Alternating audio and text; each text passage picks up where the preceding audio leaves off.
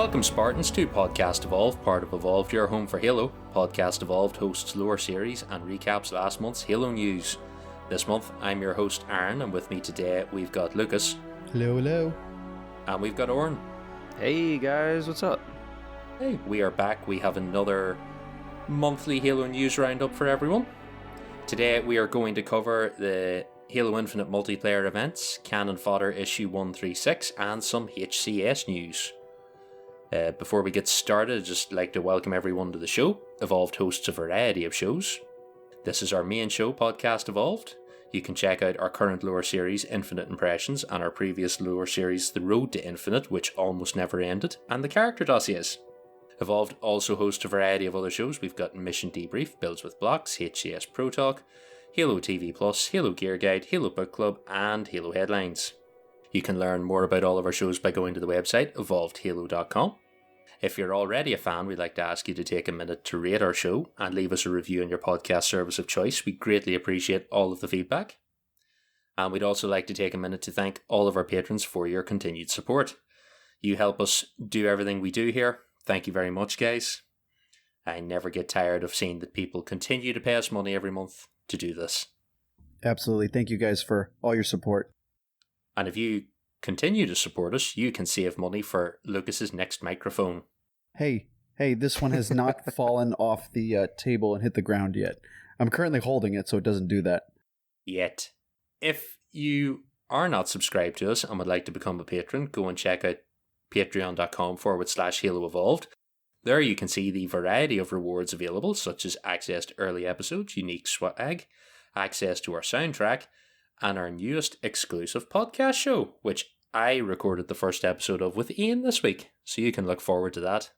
Finally, we encourage all of our listeners to support us through Audible, where they can enjoy the growing collection of Halo novels all in one place, along with thousands of other novels, guided wellness programs, and more. Use the URL audibletrial.com/podcast evolved to learn more and start your free trial today. So, from that, we will move on to last week in Halo, and I'm just going to butt in first because I want to talk about recording with Ian this week, because I think we should sell the Patreon episode a little bit so we can kill two birds with one stone, because it's literally the only Halo adjacent thing I did this week, and there was very little Halo in that, so we'll just talk about it. We've started a new Patreon exclusive show. We talked about it for a long time and we were like, we're not really sure what to do. Is there enough Halo content? And then we decided, to hell with the Halo content. What the patrons really want is us. So we have a non-Halo show for you guys. It's called I Would Have Been Your Podcast. The name may sound familiar. I'm willing to admit that is where I have peaked at coming up with a name. I will never come up with a better one. Quick question, Aaron. How many hoops did you have to jump through to create that name? Did you have to do in a specific order, or was there some sort of sequence to get that name? If I remember correctly on the Skype call, I think I just blurted it out. Because I was trying to think of something Halo related and I went this is not Halo related, but it's Halo related. And then I thought, do you know what? It makes sense with the rare dialogue. That's the process in my brain that came to that and was just I would have been your podcast, but there's no logic to how or why I came to it other than that's how my head works. So this is off. I'd say this is off topic or off recording, but I was trying to make a joke about to get the I Would Have Been Your Daddy's Skull in Halo 3. You have to jump through all the rings, in a specific order on the Covenant level when you go and kill Prophet of Truth. No, I'm going to leave this in now that you've explained that, and I'm an idiot. Thanks for making me feel stupid, Lucas. That's brilliant that I didn't pick up on that. Oh. Yep, you get to leave that in now, you patronising bastard. Sure. I feel great. This is the kind of non-Halo content you can get. So I recorded that on Friday. It was supposed to be about 30 minutes. It turned into an hour. So you'll get good quality content out of me and Ian. I think that was officially Ian's first time hosting an episode. Nice. Good job, Ian. Yeah, good job. How many years has he been here? 2017, I think. I think he came in during our relaunch. Yeah. We took him in and was just here's the keys to the website, go mad. And we've never looked back. It was a good episode. I was quite pleased with it. That will be a fairly regular thing now for patrons. I believe the plan is every week. So you can subscribe, get the exclusive feed, and then listen to that every week. It'll be various combinations of hosts. It won't always be the same people. I think we've pretty much decided patrons will steer the conversation. So if you are a patron, you can get onto the patron Discord channel, or you can drop us a line through Patreon if you want to suggest topics, things you want to talk about, things you want us to chat about. Otherwise, we're going to have to talk among ourselves, and that turned into quite a long discussion about Star Trek and other things. It started off as a conversation about what games we liked as kids, and I derailed it completely. So if you'd like more of that, go and subscribe. Apart from that, the only other thing I've done this week is play Gears 5 Horde mode. I took a strange notion to want to play that. So that's all I've done this week. Fly around as Jack the robot and fry people with my taser. I have never played at least the Gears 5 Horde mode. I think I played the hell out of the Gears 2 Horde mode. And that was an absolute lot of fun. And the only level you would play is the one with the cinema on it, and you'd go up the ramps and like put the shield down, and you could like essentially like cheat your way to level 50. Oh, I remember blocking the steps with the shield all the time, because the trick was to put the shield down the wrong way, because the grubs could kick the shield down if you planted in the ground, but if you planted backwards, they wouldn't pick it up out of the ground, but they also couldn't get the prompt to kick it. Correct. So I used to do that all the time. I loved the crap out of that. Like, I think I said it on the show when I was talking with Ian, but Gears Horde mode might be the ultimate superior Horde mode. I think it's even better than Firefight. Like, Gears, as it has gone on, has been great. I would be willing to lay down and say that, yeah. I think also, to a lesser extent, but was a lot of fun, I think Gears 3 had Beast mode, which was like Horde mode, but you play as the Locust attacking Gears, and that's a lot of fun, because as you play and kill more Gears, you get to upgrade.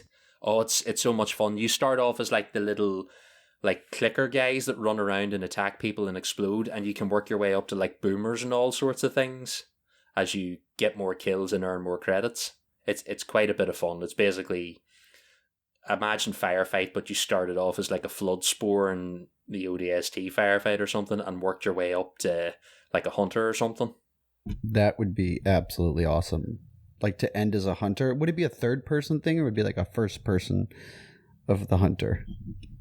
I think you could get away as third person with some of those. Just treat it like a Spartan with a turret. You're just big.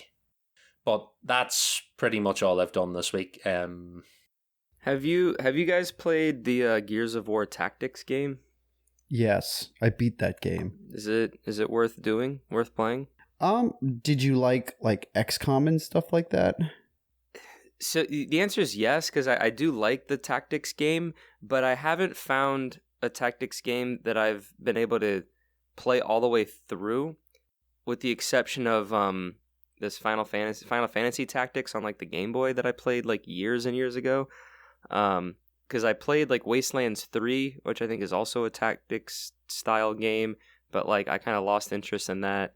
I played XCOM, but it was very challenging for me, so I kind of got to a point where all my guys were like injured and dead, and I didn't feel like starting a new game, and so I just started playing Octopath Traveler. It's not a tactics game, but it's still like a turn-based, adventure RPG, so I'm kind of looking for a tactics game to get into. Gears Tactics is very forgiving as a game. So it's not XCOM where like your guys are injured and they don't go. If I remember correctly, they don't go into the next like level. Yeah, well, you can't take them in because if they're injured, they have to like sit out for like 4 days or whatever, and then it's like, well, I need to go on a mission tomorrow. It's not that bad. If they die, obviously you lose them. And you can there's all these upgrades and stuff like that. The only problem I had with the game is there's no like new game plus mode, kind of like where you could bring all your characters that you brought like maxed and out, bring them into a new game and like try at a harder difficulty.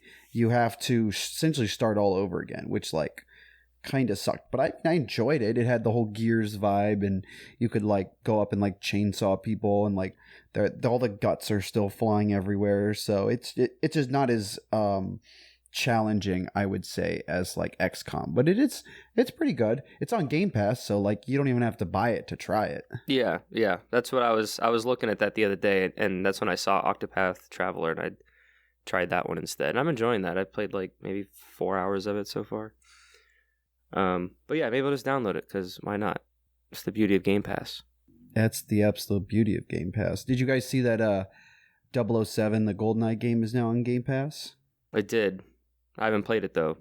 I think it's only for Xbox, and I have my Xbox One, but I don't think it's for PC, so some of you Xbox guys will have to try that and let me know how it is. Yeah, I think it's Xbox and Switch, isn't it? Yeah, it's on the Switch too, and the Switch version actually has online multiplayer, while the Game Pass version does not. So, like, it's kind of better to get the Switch version because you can play with other people. That's disappointing. Yeah, it is disappointing. I guess it's just because it's part of, like, that Rare Studio, like, bundle thing you can get. I don't really know where it's, like, all those old Rare games, and I've never dived into that. Rare Replay? Is that it? Yeah, Rare Replay. That's it. I have it downloaded this long time, but I haven't gone near it. I should at some point. Sometimes it's just finding like the urge to want to go play anything. This is why when the notion took me to try Horde mode, I just went back to it. Yeah. So speaking of old games that we are going back to playing, I mean, it's a new game, but I got the Dead Space remake on Friday. And let me tell you that is nostalgia to the extreme. It's such a good freaking game. And it looks pretty. And the only time I allow myself to play the game is at night. It's not a daytime game. You have to play in the dark with all the lights off and wear headphones and, get the shit scared out of you every 5 seconds. No, I agree. That's like BioShock. You have to play those games at night. Absolutely. I'm playing it during the day with all the lights on and the windows open, and probably no. I'm also turning the brightness in the game up. That's the only way I'm playing those games. I'm a huge Diablo fan, and like the game's not scary, but just like I can't play it during the day because I can't see anything. It's all dark and gritty and all that stuff. And it's like, all right, I'll just hang out when the sun's out, and then when the sun goes down, I'll go home and play Diablo, and it's a blast. But it's an awesome game. Is it a remake of the first game, or is it just like a reimagining? Like, no, it is a kind of both. So it's a remake where all the story elements are there, all like how the gameplay works is there, but they've tweaked a few things. So like, the game is a little bit smoother, like control wise.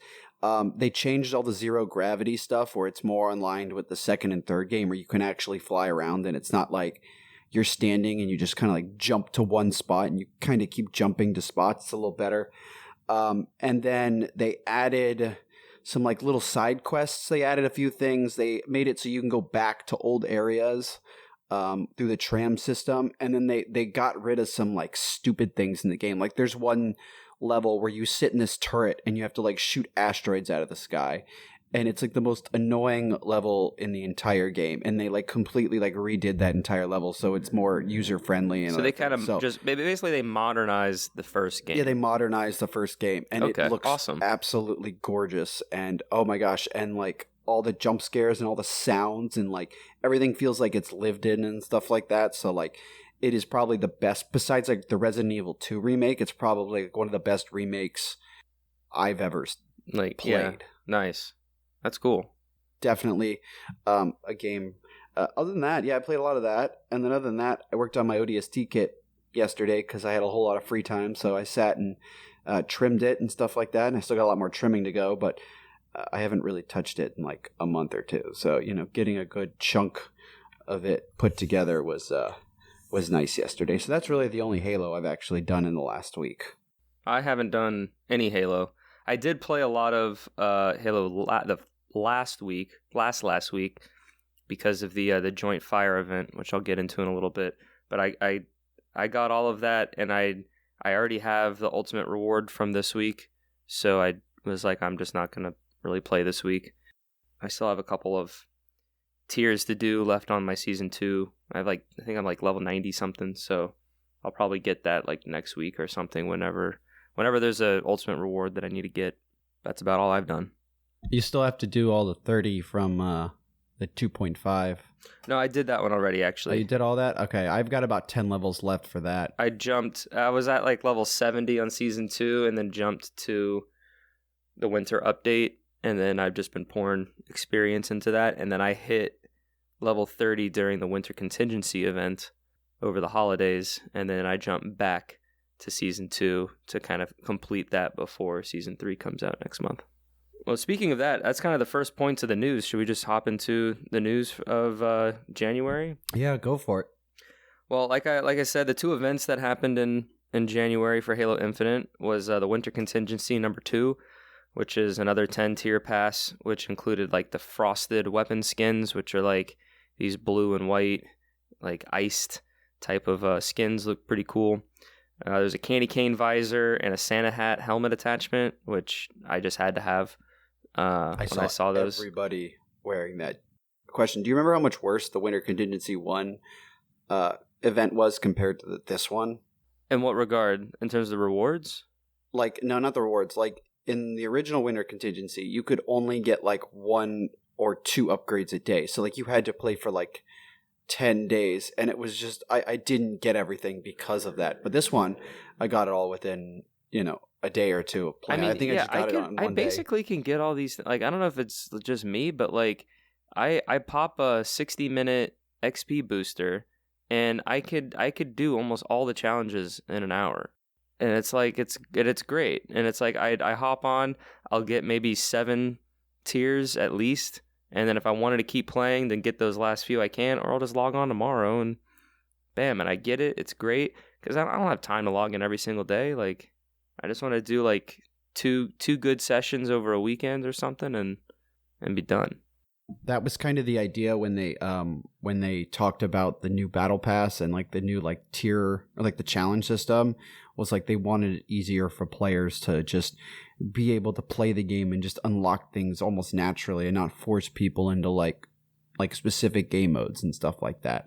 So I guess for the event they did have like a few for like the joint fire, but that's a specific event and not like just the generic ones.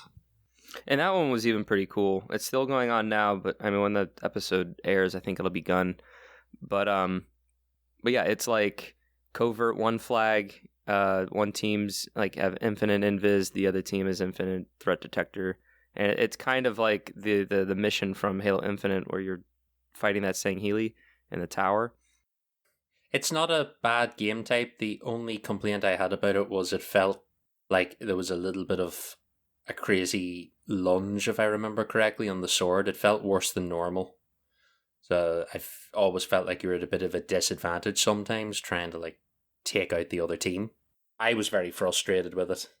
You have to be very coordinated with it, especially because like you have to have almost like one team distracting while the other team grabs the flag.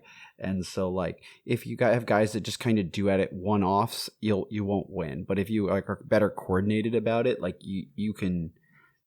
Yeah, like a good push. Like, even you don't have to do a full team wipe, but if you can take out like 2 of the enemy team, like the defending, and if you sneakily take the flag and don't sprint and just walk away, like you can hide pretty well.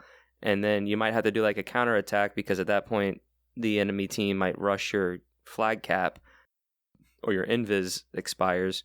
But yeah, I've had some pretty fun games of one flag or covert one flag. So that's been fun. And again, Joint Fires, that's another 10 pass event featuring Halo Reach armor, the JFO, and then there's like a orange helmet visor and a green helmet visor. I don't know. I wasn't too impressed with the Joint Fire upgrade or tiers and rewards, but apparently a lot of people like the green visor. I guess I don't know.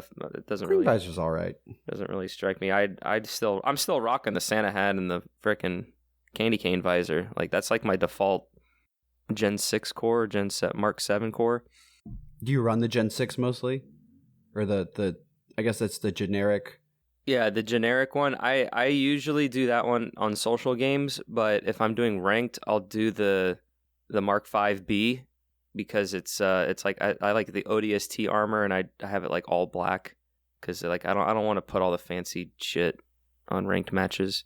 So my go-to for everything is the Noble 6, like the Mark 5B helmet, and I just run that pretty much all the time. Like that's one of my favorite armor setups in Halo Reach, and I just kind of stuck with it in Halo Infinite. Yeah, I'm a fan of the ODST armor, so that's what I rock.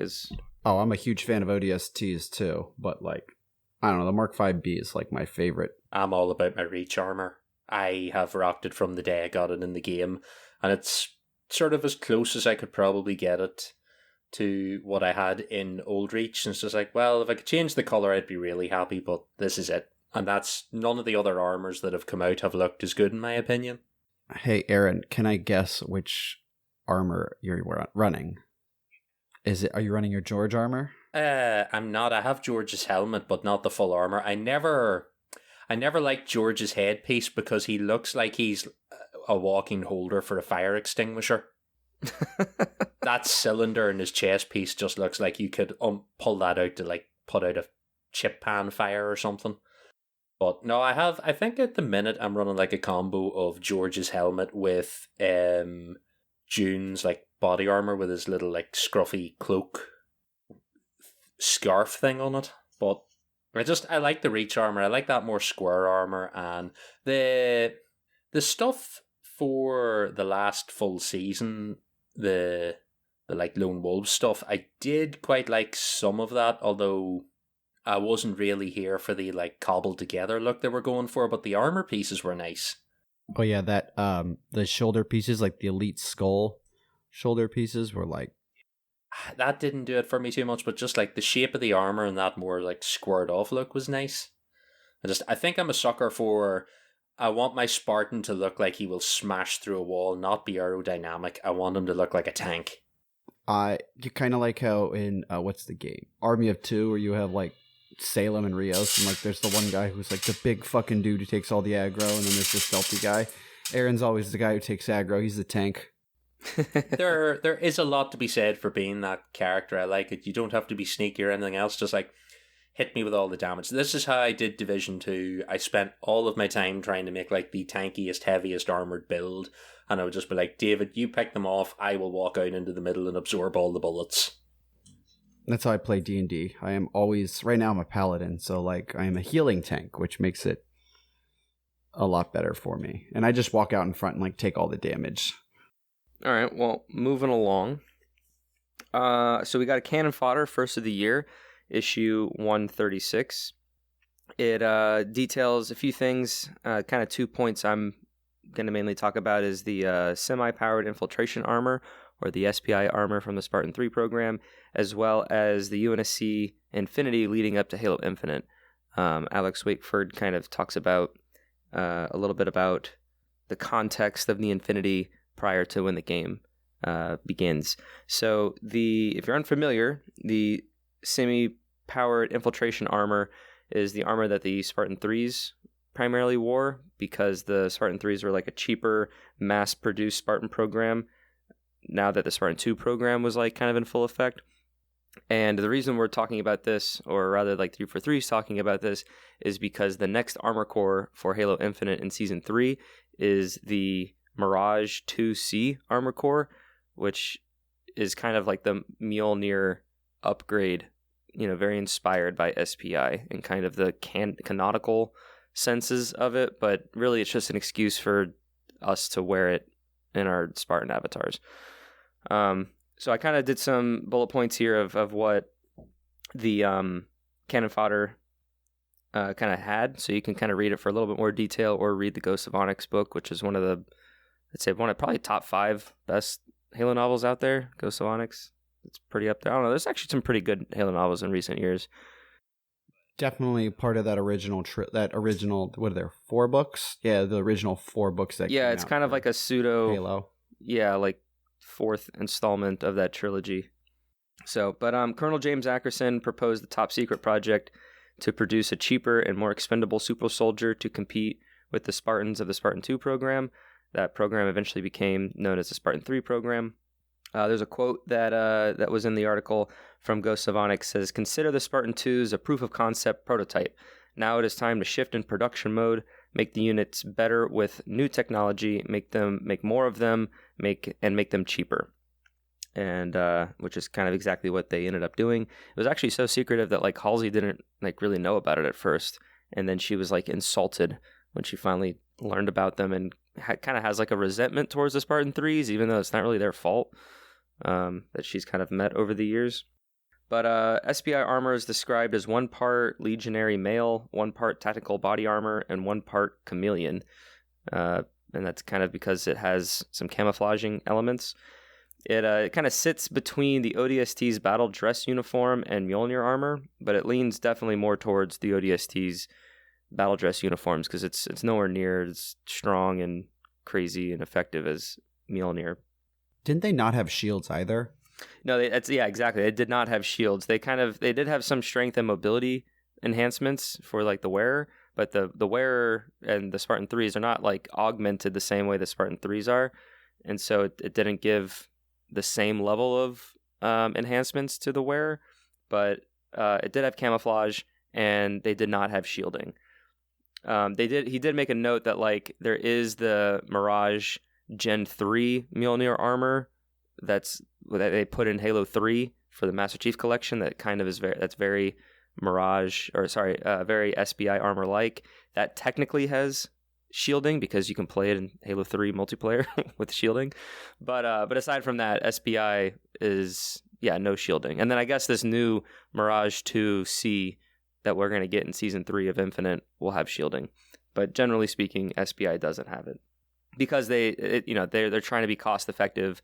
These are designed to be mass produced, and the candidates are supposed to be mass enlisted for more expendable and kind of crazy missions and stuff. Yeah, some of those missions were absolutely like insane. That were like they sent 300 Spartans on like a mission on like a moon to destroy like I think it was a Covenant shipbuilding facility, and they all died, but they like significantly like hampered the Covenant's production line in that area. And then there was also one where we meet Tom and Lucy. And pretty much everybody but Tom and Lucy died in like this engagement, and it caused Lucy to be mute because of the horrors she saw.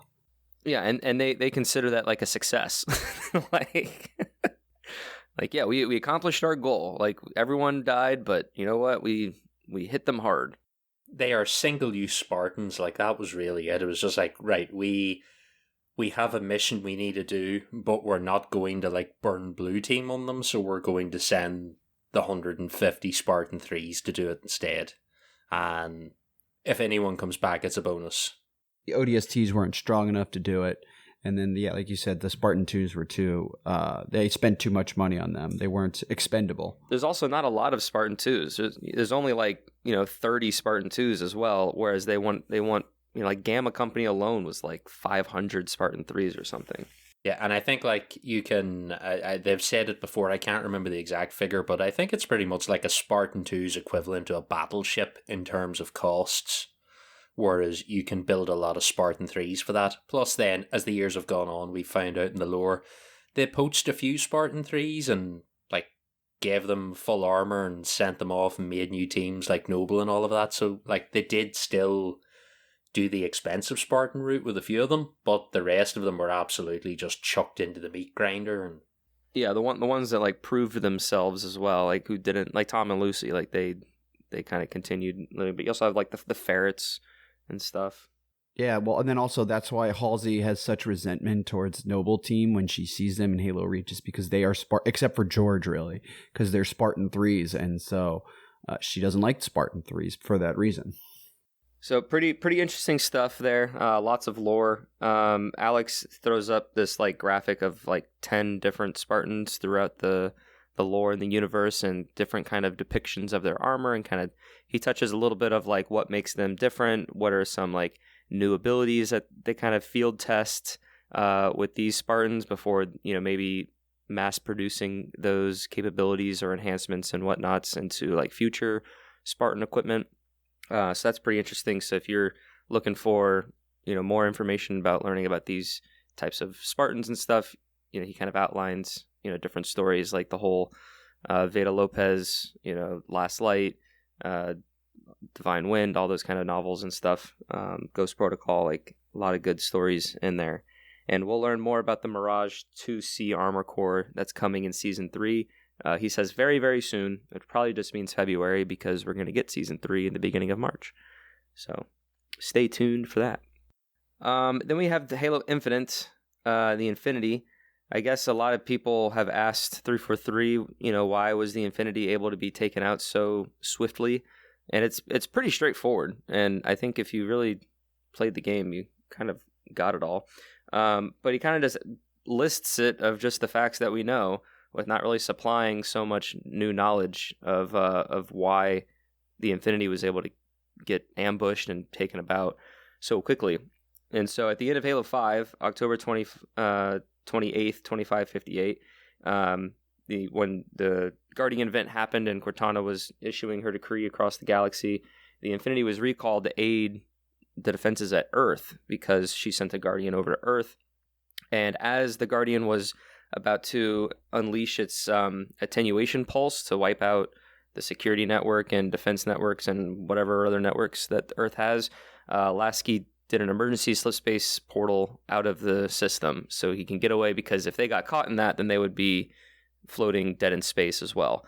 And so when that happened, he went back to San Helios. He picked up Blue Team, Fire Team Osiris, Commander Palmer, Dr. Halsey, and all of them. And that's kind of the beginning of the book Bad Blood, if you remember that one. And then they escape. And they're kind of just like living on the edge over the next year, because the creatives like growing occupation throughout the galaxy, and the Guardians and stuff like not being able to talk to Earth. All the colonies are kind of shutting down. Like the UNSC is like slowly getting crippled as the created's forces continue to grow. And so Alex kind of makes a note that like it makes resupply and other sorts of efforts to kind of rebuild a lot more difficult. And there's even like audio logs and stuff throughout Infinite kind of detailing that like supply runs are very difficult or very costly. Like to go and try to resupply, you might lose more resources just in that effort because of the occupation and the risks and all that involved. So the Infinity's been slowly deteriorating, if you will, over the course of that year. And then we even get a note from the game during the first mission with Chief on the warship Gabrakan. After that mission, Chief does a scan, and the panel and information says that the Infinity's crew is 7,000 crew members, when it normally occupies, or there's normally over 17,000 personnel on the Infinity at one time. And most of those people are Spartans and stuff, but you also have like engineers and civilians and pilots and hairstylists. Like there's even a guy here, Eric Bender from the Rubicon Protocol, and he's a barber, and he just shaves people's heads. Like, you have all these support staff. And Alex makes a note that like those 7,000 people that was part of this significantly reduced crew size, not all of them are military personnel. So you're down, a fourth of your personnel that are military people. Like, of course, if an engagement happens or you get attacked or ambushed, like you're not fully equipped that you normally would be.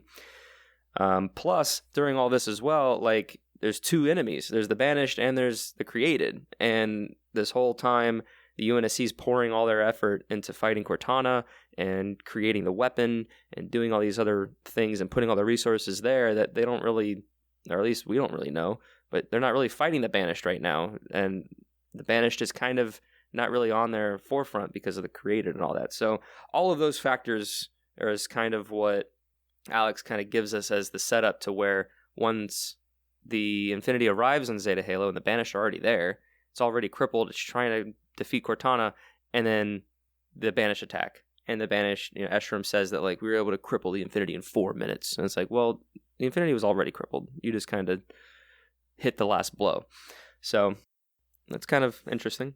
It kind of makes sense. Like, we know even without this explanation that there's at least 2 times the Infinity lost a lot of crew before Infinite, because there's the end of Halo 5, like they jumped out and left a load of the crew behind. We can only assume everyone didn't make it back. And then in Shadows of Reach, because they evacuate at the end of Shadows of Reach and there's crew left behind there too on the surface. So you're like, how many times can you leave crew and equipment behind and get no replacements before it's going to be an issue? So I don't think any of this is really a surprise if you think it through.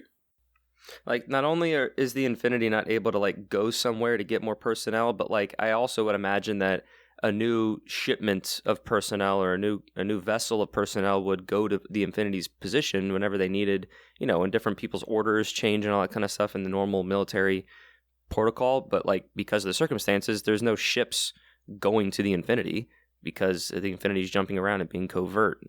No, but then on all these other missions, you have people dying, people getting injured, and that takes away people that are like somewhat combat effective. Like if you lost a leg or you lost some limbs fighting the Banished on Reach during Shadows of Reach, like you're not going to be able to fight. So like they're probably limited on supplies and just able-bodied troops. Like if you read the Rubicon Protocol and like throughout the book, like their armor, those Spartans' armors are just slowly deteriorating because they don't have the systems to repair any of their gear. So like people degrade, at some point. No surprise there, but that's kind of where we're at. And then I think we talked a little bit about this before the show, but we don't really know where the Infinity is now. We can assume that it is either somewhere or it's still just floating in space where Zeta Halo was before it activated its own slip space jump during the Cortana event, the Cortana self-detonation moment at the end of the game. Or not at the end of the game, but that we learned about at the end of the game. That actually is the start of the game, which is a whole other thing. But so yeah, we don't know where it is. It's floating in space somewhere, or maybe it slipped space, jumped again somewhere, and it's trying to find repairs. But it's even more crippled than where we left it. Let's see. And then the cannon fodder ends out with Armory Infinitium, which is a just highlight of one of the weapons that you can earn throughout Halo Infinite's campaign that are kind of those special versions of each of the weapons. And so this week's they highlight Orkro Vada Dune's Duelist Energy Sword. So there's like a cool little like poem-y short story there that just kind of gives a little bit of backstory to it all if you want to give that a read. All right, a few other pieces of news here before we wrap up the news section. Halo Championship Series is returning for year 2. 343 announced updates regarding maps, modes, and settings for the next year of the Halo Championship Series. The first Majors Tournament event of the year is in Charlotte, North Carolina, February 24th to the 26th. Tickets are on sale now if you want to go check those out. And you can learn more about the HCS events and overall team coverage of who's in it, who's not in it, what's the hot topics, what are those changes and stuff over with our friends Josh and Will over at HCS Pro Talk and their podcast. So you can go listen to them for more of that conversation. Did they say, I'm probably going to end up going to that again this year because I went this year to the Orlando one. It was like one of the coolest experiences I ever went to. Like it was like going to like a Super Bowl or like a Stanley Cup final kind of a feel where everyone was going it's absolutely amazing. I went to one in Atlanta for, I think it was still Halo 5 because it was like 2017 or something like 2018. And like, dude, it was nuts. Like the people, like if you're into esports and like all that kind of stuff, like, and you watch it and you kind of get excited, like on your couch or on your computer or whatever. But like, if you go to an event, like everyone, the person next to you, behind you, in front of you, like everyone is just as hyped as you are. And like when they do the plays and like, oh man, it is something else. It is a feeling to feel. You don't even have to be like a super like esports person. Like I'm not really into esports and stuff. And I went and was just like, this is the coolest. And I'm a huge sports guy. So like it translated so well to like liking sports and stuff like that. Like there was a play where one guy got like a triple kill with a skewer and like that takes some skill, or like they flag capped with like 0 seconds left. It was like an overtime flag capture and like they won the game and it was absolutely insane. So it's definitely something I'm going to do this year when they come around in Orlando. Yeah, I hope they do something a little bit farther north, like a Philly or even a New York one, or like Boston. If there's, I don't know if they've been to those cities in the past, but like I hope they kind of come up here so I can can go to one, because I am due for a HCS event. All right, next on our list. So technically in January, but it's actually after this recording date. But Mega Constructs has an announcement coming on January 30th, which is tomorrow as of recording. So you can check out their Twitter for whatever they announce, but it's supposed to be kind of what's coming for the new year, 2023, over at our partners at Mega Constructs. I'm sure if you listen to our Builds with Blocks podcast, you can listen to the team over there discuss what is going on in the world of minifigures. The Xbox Gear Shop has been updated with some Halo swag in time for Valentine's Day. So if you want to purchase some flattering, couplese Valentine's things, you can go over there and do that. There's some pretty cool stuff over there. And lastly, I just want to touch on this, kind of do a very quick summary. Our whole last episode was about this. It's about the 10,000 employee layoff that Microsoft did a couple weeks ago. It affected every part of Microsoft's company, which is huge, and which does include the Xbox brand and 343 and other game studios. So yes, 343 employees were laid off. It was a pretty big hit. We don't really know what that means for Halo. But the studio head, Pierre Hines, wrote that the studio would continue supporting Halo Infinite's multiplayer and live service elements. He also said that Halo and the Master Chief are here to stay. 343 will continue to develop Halo now and in the future, including epic stories, multiplayer, and more of what makes Halo great. And Joseph Staten will be exiting 343 Industries to return to Xbox Game Studios Publishing, which was kind of always the plan. He's in charge of publishing for Xbox, so he's helped multiple games cross the finish line. It only just kind of made sense that he helped Halo Infinite, given the state that it was in during all its delays. He has his history and upbringings from Halo Infinite, or the Halo franchise. So it is sad, but it was going to happen eventually. We can only hope that kind of means that Halo is in a good enough state to where the leadership and people can continue what Joseph Staten helped steer and go from there. And yeah, there's a bunch of other rumors out there, like they're only going to be publishing and all this other kind of stuff. And I don't know. I just take it with a grain of salt, and we'll just see what happens.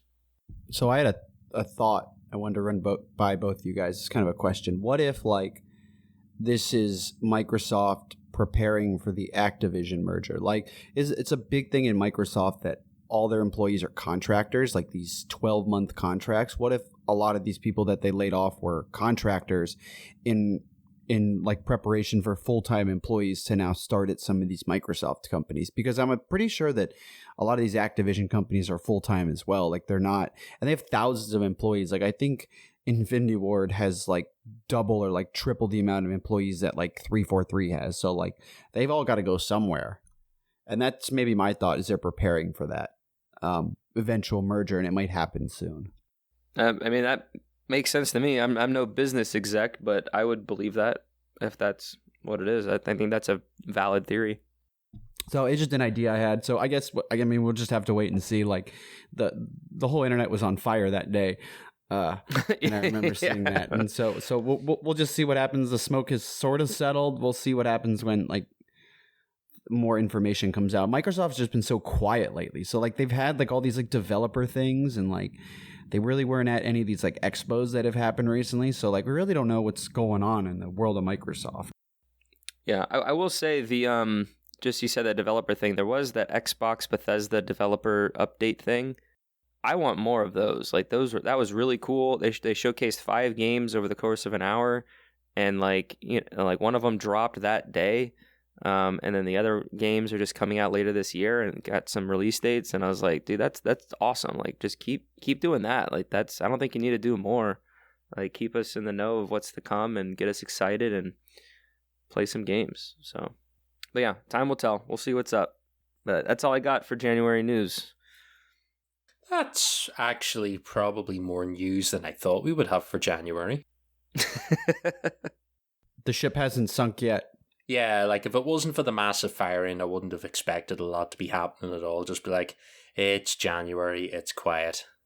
This is usually our month where we don't start recording to the middle of the month, and then we do a couple of quiet episodes going Yeah, Halo. And then February is when things start again, so. Right, going on from that, Lucas, I think you're going to take us through the Evolved Digest. I can do that. All right. So what is happening with us? So we've got Podcast Evolved, Infinite Impressions. We've got topics and opinions relating to the ongoing support to Halo Infinite's campaign, multiplayer, and Forge.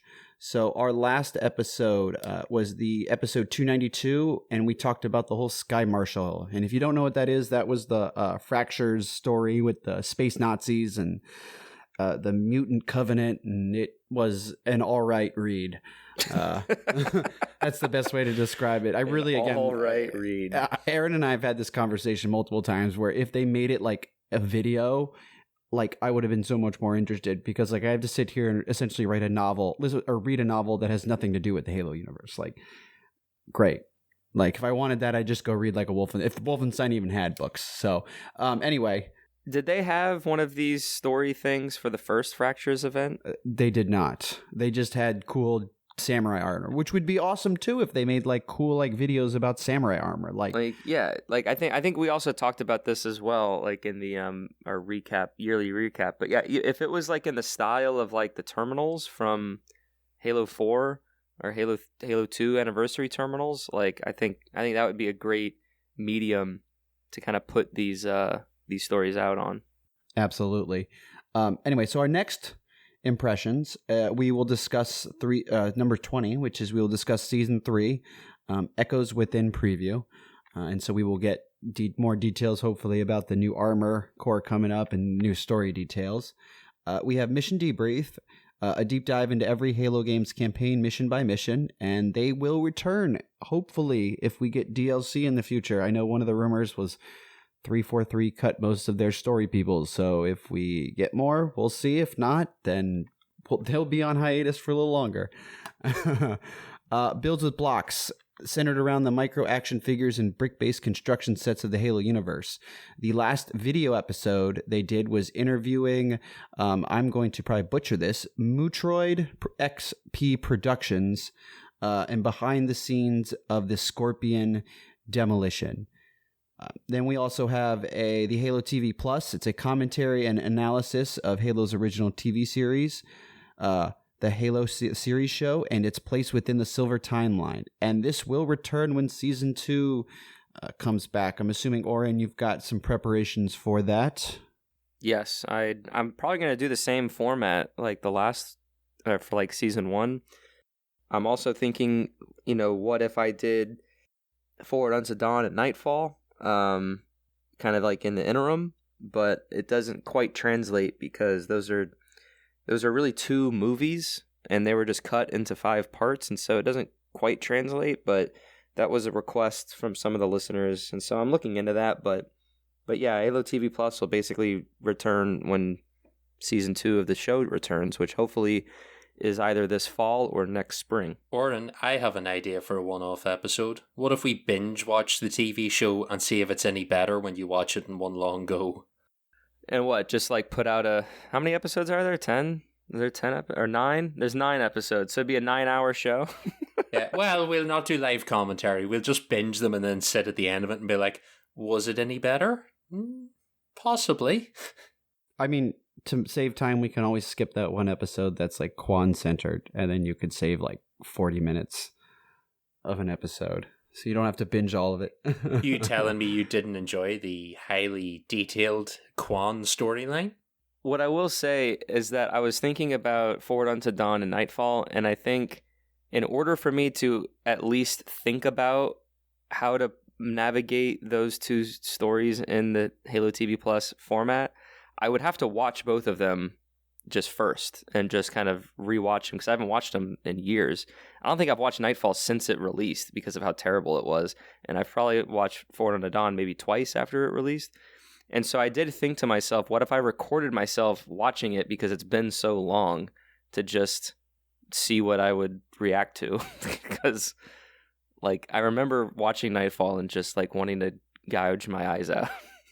To be fair, I think Nightfall definitely didn't benefit from being chopped up into parts. It's not a huge pile better when you watch it at one go, but I don't think it's quite as bad as waiting week to week. I think that's the way. I think that's the way to do it. I think it's just do one long view, one long commentary instead of split it up between the 5 20-minute parts or whatever. Just because that's really how you're supposed to watch those two. They're movies. They're not series like the Halo series is. We'll see what happens with that. Yes. So next we have the Halo Book Club. This is a thorough discussion on the extended lore and media, and we are, again, running out of books. And it says here the next book club is What Remains, but I'm pretty sure we did a book club on that. That's when, after the Guardian hits the planet after Halo 5. That is the story, but I don't think we did it.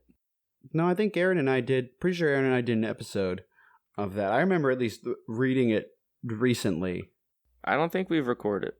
Oh yes, this could have been the week that I had the flu, and so I was like, yeah, I'm not sick enough, and we prepped in advance for this. Everyone listened to the audio and done the rest, and it was like, no, we can't do this. I think we just at that stage we cut our losses and went, fuck it, it's Christmas holidays. That might have been what happened.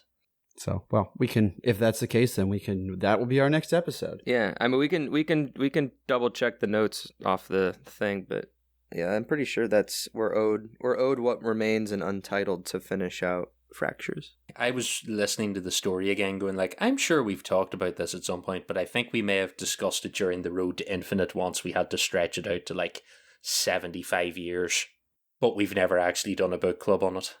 Got it. Okay, so lastly, we've got HCS Pro Talk, where Josh and Will discuss the latest information within the competitive Halo scene, with an emphasis on the community every week. They haven't really done any recent Map Legends episodes, but the inside the HCS series for month of 2023, for January, we will roll this clip. Hello, Podcast Evolved audience, and welcome to Inside HCS, your monthly recap of all things Halo esports, presented by us, none other than HCS Pro Talk, your weekly Halo esports podcast. For this segment, we'll be recapping the HCS news and competition from the month of December 2022. But before we get into the recap, let's begin with a little introduction into what exactly is the HCS. The HCS, or Halo Championship Series, is the umbrella in which all Halo competition lives under. The 21-22 HCS season has officially come to a close, with the Halo World Championship taking place at the end of October. So stay tuned for a blog post outlining the 23 HCS season over at Halo Waypoint this month, January.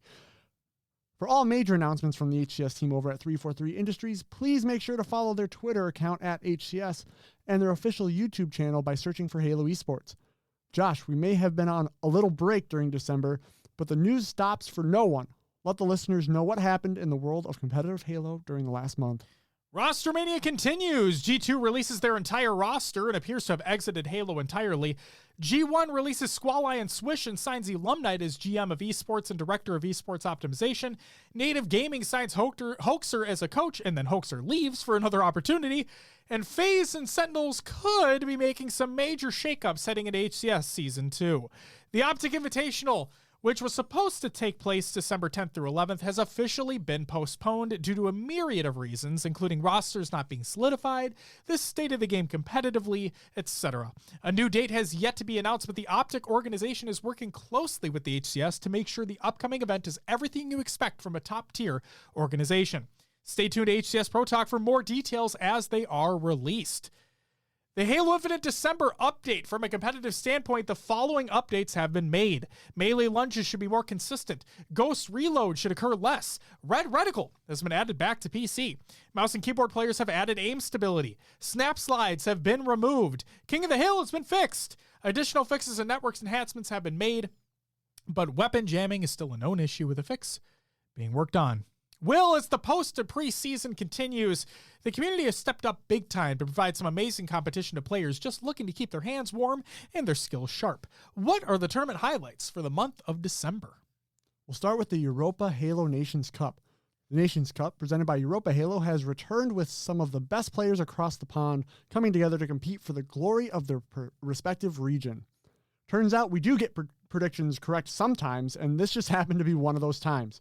The Powerhouse England 3 roster with Snakey, Simply Gambit, Quadios, and Jimbo took home the first place prize and the regional glory, with rivals England 6 taking home second. Huge shout out to Europa Halo for putting on this event once again, and we can't wait to see what these folks do in the new year for competitive Halo in the EU region. Next up, we have the Honda Fan Cup qualifiers. The 1v1 qualifiers have come to a close, with the main event scheduled to take place in January. The following players have qualified for the finals: Mortally, Shady, Sabinator, Invicted, Boobadooboo, Stellar, Trippy, and the Deity Sam.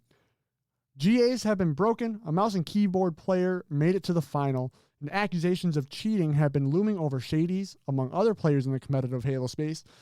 Who's going to take home the grand prize? Find out next time on the next segment of Inside HCS.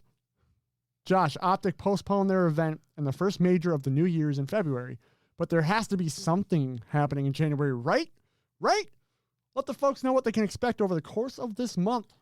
With the Optic Invitational being postponed, the only preseason event that is still taking place is the Space Station Spartan Snowdown. Forget everything you know about Halo events because this one's gone through the SSG Mixer. Stop by the main broadcast on January 13th and 14th to catch the show, earn Twitch drops, and see our incredible, biased, but true Forge maps. The open qualifier will be on January 7th through the 8th. At 9 a.m. Pacific time, which is 4v4 HCS settings and game types, double elimination bracket, 128 team capacity. North America and Mexico are eligible to participate with the main event on January 13th and 14th at 9 a.m. Pacific time. 16 teams, 12 invited, and 4 from the open bracket compete in the main event. On top of that, the Forge show match on the 14th will reveal 2 brand new maps, and cause we're buds, they'll be available to play after the event. It'll be pool play and double elimination bracket. This tournament is governed by the official HCS handbook. Please reference this handbook prior to registration for this tournament. And thank you for joining us in this edition of Inside HCS for December 2022. If you're interested in finding out more about these tournaments or anything else in the competitive Halo space, please check out HCS Pro Talk on all the socials, YouTube, Twitch, and anywhere you happen to find your podcast. Podcast Evolve Crew, take it away. Thank you, Josh and Will, for this month's Inside the HCS. Watch their show live Monday nights around 8 p.m. Eastern, 7 p.m. Central on twitch.tv/HCS Pro Talk. You can also follow them on YouTube and your favorite podcast feeds. I also know they do a community night on Friday nights. I know Steve has done community nights with them, and they do a lot of Forge created maps and just have a grand old time is what he's told me. So if you guys also want to get into that. Yeah, it's similar to what we do on Tuesday nights. Yeah, just kind of customs between Master Chief Collection and 5 and Infinite. Well, that covers our Evolved Digest. Aaron, do you would like to, or actually, Oran, would you like to close us out? I think. Yeah, I can close us out. Yeah, that's it. That's January, guys. Thank you all for joining us. Like Aaron mentioned at the top of the show, you can find every episode to all of our shows on our website, evolvedhalo.com. You could also search for their unique podcast feed on your podcast service of choice. If you want to listen to everything all in one feed, you just have to follow Halo Podcast Evolved on your podcast service. Also, leave us a review if you haven't. It goes a long way to give us more outreach. Once again, another special shout out to all of our patrons for their support for this show and making all of this possible. Thank you guys so much. You can head over to patreon.com/Halo Podcast Evolved to learn more and to listen to our new Patreon exclusive podcast, I Would Have Been Your Podcast. And finally, if you want to leave us a voicemail about this episode or a previous episode or anything Halo related, you can give us a call at 205-EVOLVED, which is 205-386-5833. And with that, Aaron's been your host with Lucas and Oran. And until next time, Evolved. Evolved.